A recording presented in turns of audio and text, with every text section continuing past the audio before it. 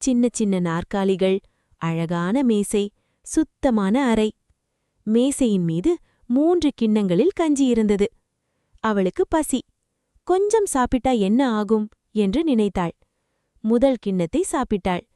ச, ரொம்ப சூடா இருக்கு. 2வது கிண்ணம், இது ரொம்ப குளிரா இருக்கு என்றாள். 3வது கிண்ணத்தை சாப்பிட்டவுடன் அவள் முகத்தில் ஒரு சந்தோஷ சிரிப்பு. ஆஹா, இதுதான் சரியா இருக்கேன்னு அவள் தெரியாமலே முழு கஞ்சியையும் சாப்பிட்டு விட்டாள். சாப்பிட்ட பிறகு அவள் நாற்காலிகளை பார்த்தாள்.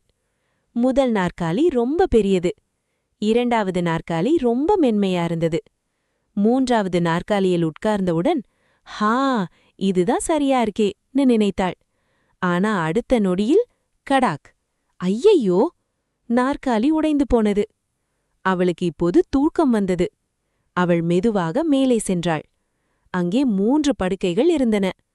முதல் படுக்கை ரொம்ப கடினமாக இருந்தது. 2வது படுக்கை ரொம்ப மென்மையாக இருந்தது. 3வது படுக்கை, ஹா, இதுதான்